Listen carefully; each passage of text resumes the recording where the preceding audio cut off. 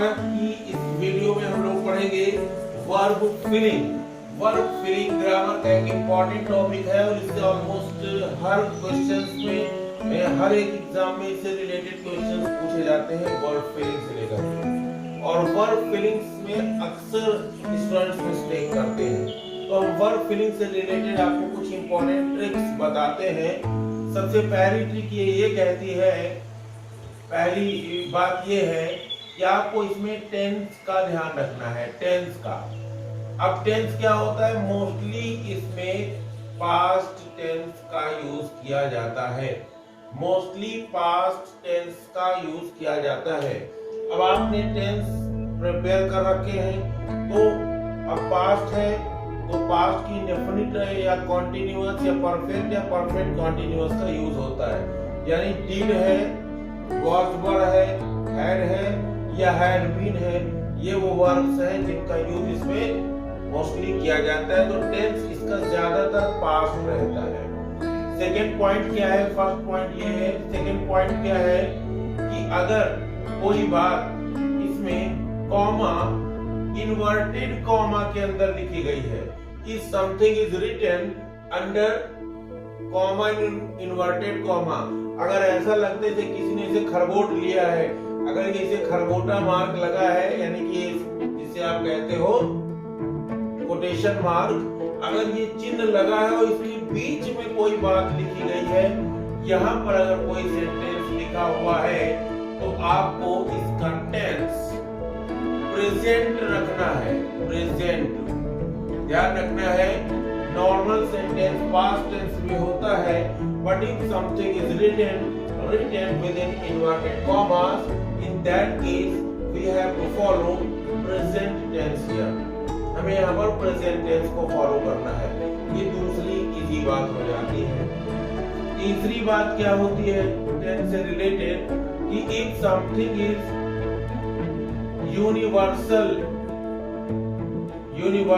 truth, अगर कोई ऐसी बात बताई जा रही है जो यूनिवर्सल ट्रुथ है या किसी की आदत है, अगर ये यूनिवर्सल ट्रुथ है या किसी की आदत है या कोई कहावत है, जिसे इंग्लिश में प्रोवर्ब कहते हैं, तो अगर ये कोई किसी महान व्यक्ति के द्वारा बोली गई बात है या किसी कोई बहुत यूनिवर्सल ट्रुथ की बात है या कोई नेचर से रिलेटेड बात है, किसी की हैबिट है, तो ऐसे केसेस में जो टेंस होता है वो प्रेजेंट इंडेफिनिट होता है। टेंस ऑलवेज प्रेजेंट इंडेफिनिट होता है। ठीक है। अब जैसे अगर हम कहें कि the sun is rising in the east, हमने एक सेंटेंस लिखा और कहा कि the sun is rising in the east. अब ये सेंटेंस ग्रामेटिकली बिल्कुल सही है क्योंकि सूर्य पूर्व में निकल रहा है, लेकिन ये गलत है सेंटेंस। क्यों गलत है?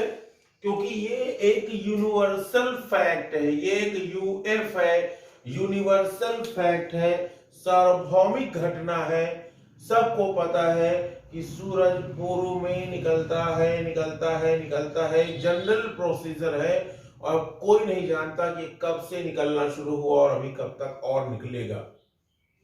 ठीक है, तो ये एक यूनिवर्सल फैक्ट है और यूनिवर्सल फैक्ट किसमें होते हैं? प्रेजेंट की इंडेफिनिट में होते हैं।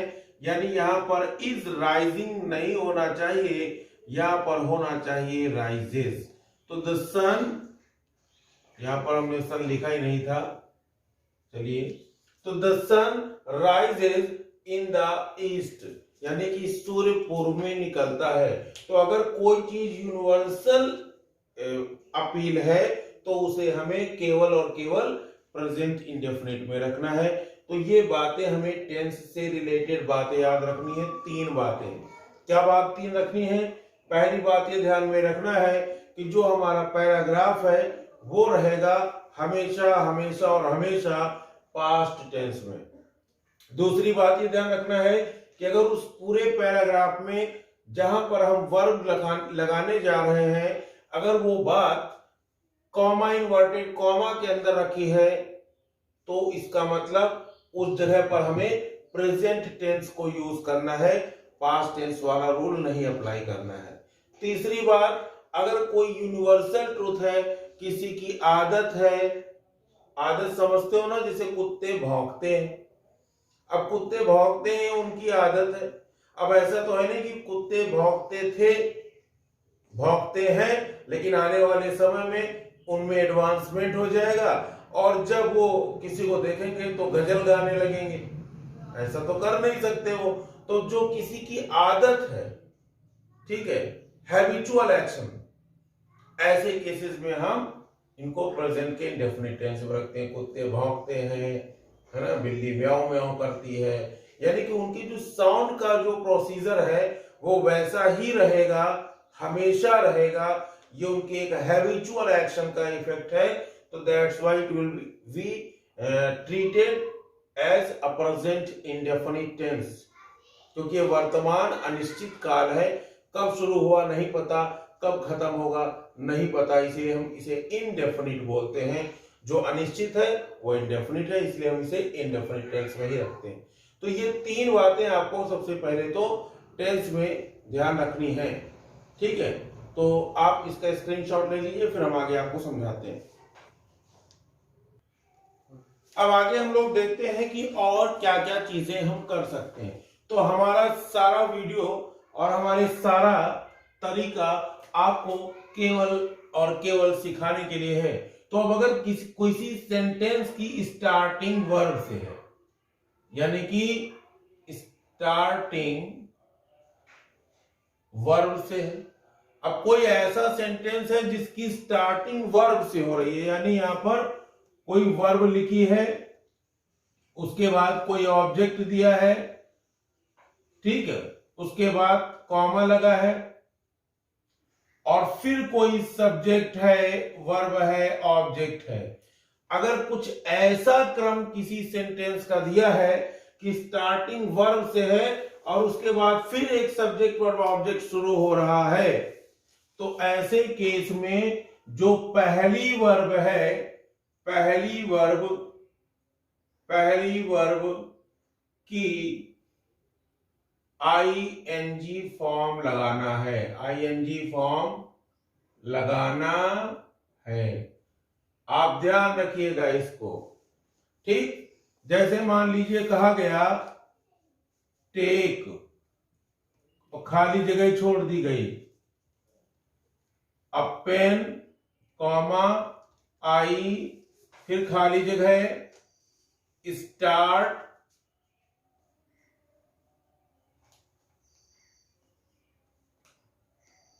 फिर खाली जगह ब्रैकेट में लिखा है स्टार्ट और फिर लिखा है माई वर्क, और कहा गया कि आपको इसमें वर्ब फिलअप करना है। अब देखिए क्या सेम सिचुएशन है, सबसे पहले वर्ब दिया है, फिर एक ऑब्जेक्ट दिया है, फिर सब्जेक्ट आ गया और फिर वर्ब आ गई और फिर ऑब्जेक्ट आ गया, और आपको इसके लिए कहा गया कि आपको दिया जाएगा 2 नंबर, या आपको कहा गया आपको दिया जाएगा 1 नंबर, आधा इसका और आधा इसका। यहां लिख दिया गया ए और यहां लिख दिया गया बी।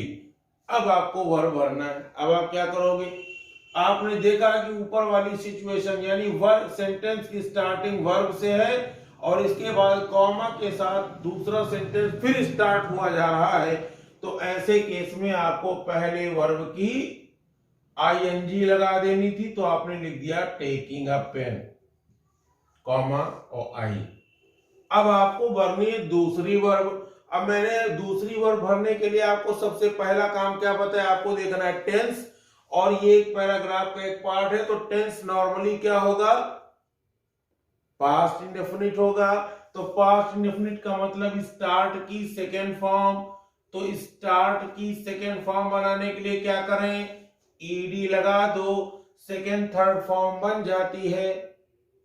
ईडी लगाया और आगे जो था वही हमने उतार दिया और हमारा सेंटेंस बन गया, taking a pen I started my work. Clear. I hope it's clear to you.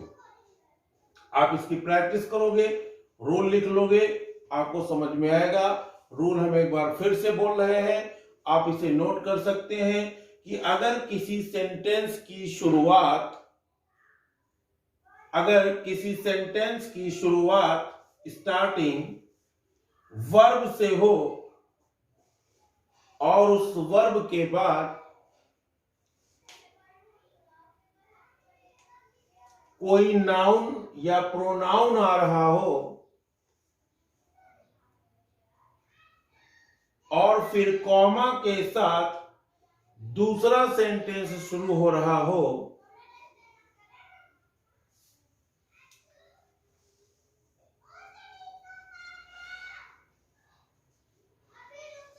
तो ऐसे वाक्यों में आने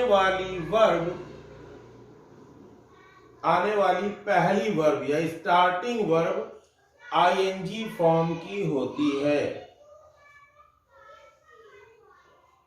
आईएनजी फॉर्म की होती है और हमने उसका ये स्ट्रक्चर यहां पर लिख दिया है। चलिए अब हम इसका एक दूसरा एक्सेप्शन देखते हैं।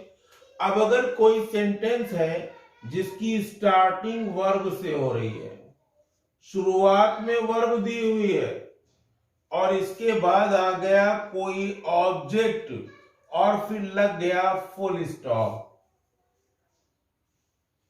अगर कोई सेंटेंस में शुरुआत वर्ब से हो और उस वर्ब के बाद ऑब्जेक्ट हो और फिर फुल स्टॉप लग रहा हो, कॉमा नहीं लग रहा है बल्कि फुल स्टॉप लग रहा है, तो ऐसे केस में पहले प्रयोग होने वाली वर्ब की फर्स्ट फॉर्म का प्रयोग किया जाएगा।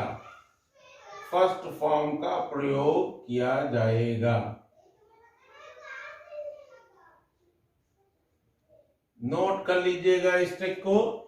ट्रिक क्या बोल रही है कि अगर किसी सेंटेंस की स्टार्टिंग वर्ब से हो रही है और उसके बाद एक ऑब्जेक्ट आता है और ऑब्जेक्ट के तुरंत बाद फुल स्टॉप आ जाता है, कॉमा नहीं आ रहा है, तो ऐसे केस में हमको इसकी फर्स्ट फॉर्म का यूज कर देना चाहिए और हमारा सेंटेंस की वर्ब सही होने लगेगी। एक बार आप स्क्रीनशॉट लेकर के इसको नोट कर लीजिए।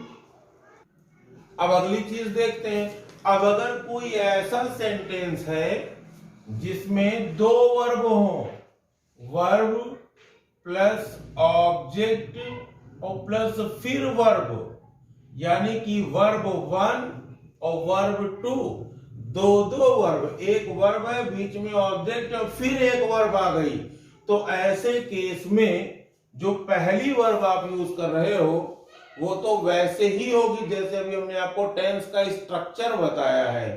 पहली वर्ब टेंस के स्ट्रक्चर के हिसाब से होगी, परंतु दूसरी वर्ब 2 प्लस वर्ब की फर्स्ट फॉर्म हो जाती है। 2 प्लस वर्ब की फर्स्ट फॉर्म हो जाती है। जैसे I want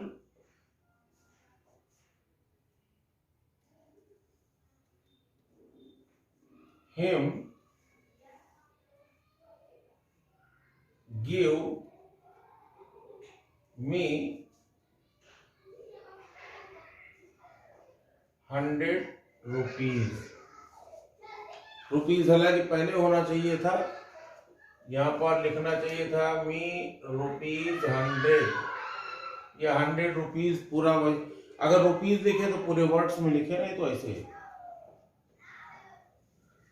लिख दियो। चलो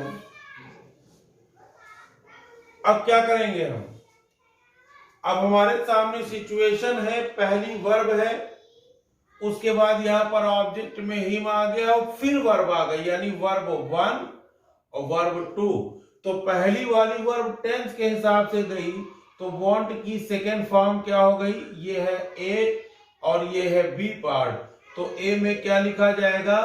वांटेड। लेकिन अगर हम बी की बात करेंगे तो बी में टू गिव करेंगे। क्यों करेंगे? क्योंकि दो वर्ब्स थी, तो पहली वर्ब टेंस के सीक्वेंस में यूज हो रही है, लेकिन इसके बीच में एक और वर्ड है, फिर दोबारा वर्ब आ गई, तो ये इन्फिनिटिव के यूज में, यानी टू लगा करके वर्ब की फर्स्ट फॉर्म के रूप में इसको हम यूज करेंगे। आप इसे इस प्रकार से कर सकते हो।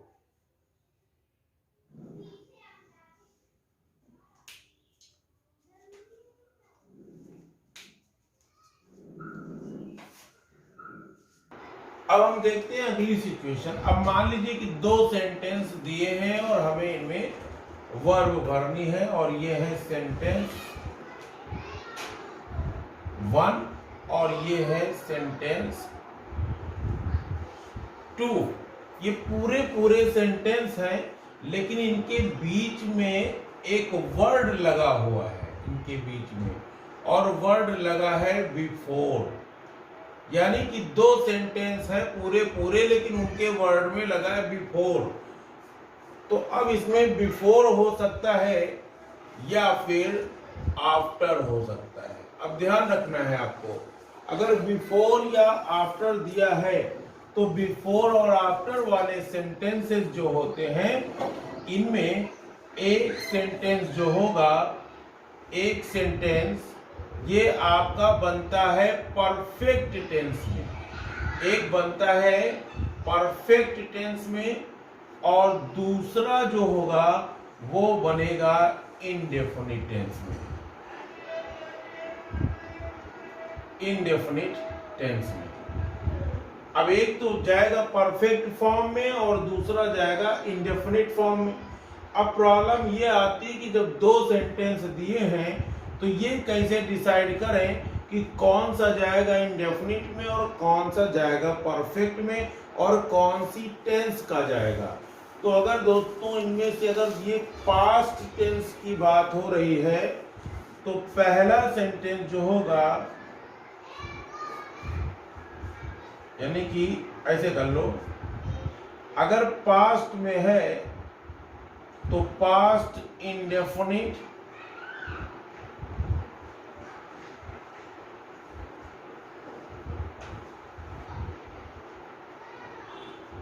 Plus past perfect, past indefinite plus past perfect, present indefinite plus present perfect, present indefinite plus future perfect. यहां पर एक नियम ध्यान में रखना है कि दो सेंटेंसेस होंगे और उनके बीच में बिफोर या आफ्टर लगा होगा। जैसे डॉक्टर के आने से पहले मरीज मर गया। अब पहले सेंटेंस में डॉक्टर आया और दूसरे सेंटेंस में मरीज मर गया। अब जब डॉक्टर आए तब मरीज मरा कि पहले मर गया? तो पहले मर गया। अब पहले काम कौन सा हुआ? पहले मरीज के मर जाने का काम हुआ।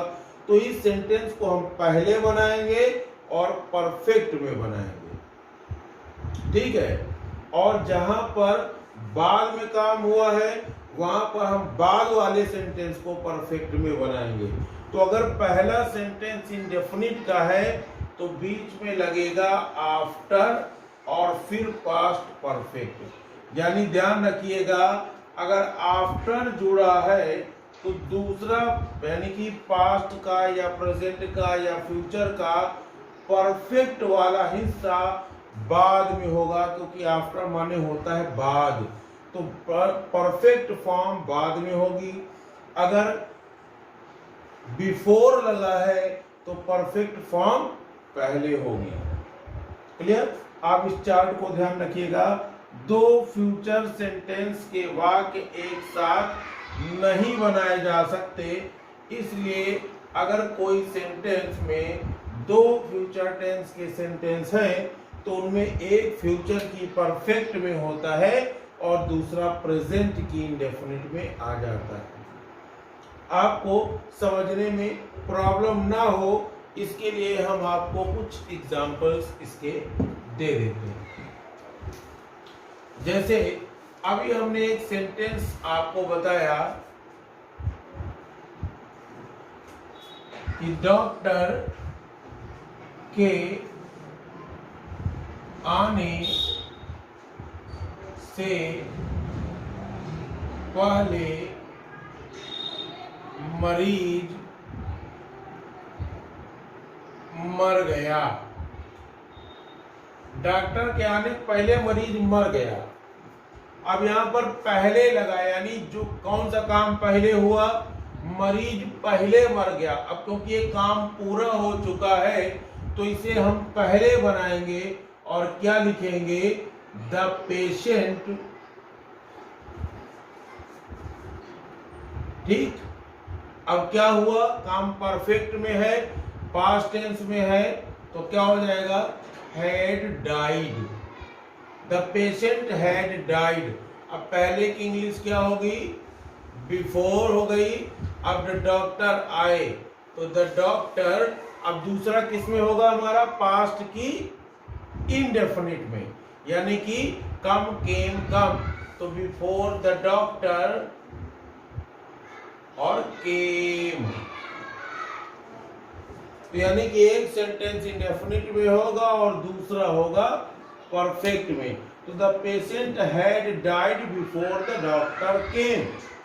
अब अगर होता कि डॉक्टर के आने के बाद मरीज मर गया, ठीक, तो बाद में कौन सा काम हुआ, मरीज के मरने का, तो बनाओ द पेशेंट। अब बाद वाला जब यानी आफ्टर लगेगा, जब आफ्टर लगेगा तो परफेक्ट वाला सेंटेंस जाएगा बाद में और इंडेफिनिट वाला आएगा पहले। ठीक, तो हमने क्या बनाया, the patient died after the doctor had come, यानी मरीज मर गया जब डॉक्टर आ चुके थे। क्योंकि हमने डॉक्टर वाले वाक्य को परफेक्ट क्यों बनाया, क्योंकि पहले डॉक्टर आ चुके थे, उसके बाद मरीज मरा था। तो पहले डॉक्टर के आने का काम पूरा हुआ, मरीज के मरने का उसके बाद हुआ। तो यानी कि आपको ध्यान रखना है कि इसमें एक सेंटेंस इंडेफिनिट में होगा और दूसरा होगा परफेक्ट में, और सेंटेंस में लगा होगा बिफोर या आफ्टर। तो अगर बिफोर लगा है तो परफेक्ट वाला सेंटेंस बिफोर में लगेगा, पहले लगेगा। अगर आफ्टर लिखा है तो परफेक्ट वाला सेंटेंस बाद में लगेगा। इनमें एक सेंटेंस होगा परफेक्ट टेंस में और एक सेंटेंस लगेगा इंडेफिनिट में। इन दोनों के अलावा कोई और फॉर्म नहीं लगेगी। ठीक, अब अगर सेंटेंस पास्ट टेंस में है तो एक पास्ट इंडेफिनिट है तो दूसरा पास्ट परफेक्ट है। अगर ये प्रेजेंट टेंस है तो एक प्रेजेंट का इंडेफिनिट है तो दूसरा प्रेजेंट का परफेक्ट है। बट अगर ये फ्यूचर टेंस में है, अगर ये प्रेजेंट पास्ट टेंस में है तो ये नियम, अगर ये प्रेजेंट में है तो ये नियम, और अगर ये फ्यूचर टेंस में है तो पहला सेंटेंस प्रेजेंट के इंडेफिनिट में है और दूसरा सेंटेंस फ्यूचर के परफेक्ट में है, यानी विल हैव या शैल हैव लगाएंगे। अब अगर हम इसी सेंटेंस को बदलना चाहें तो कैसे बदलेंगे, the patient had died before the doctor came, the patient has died before the doctor comes, the patient will have died before the doctor comes.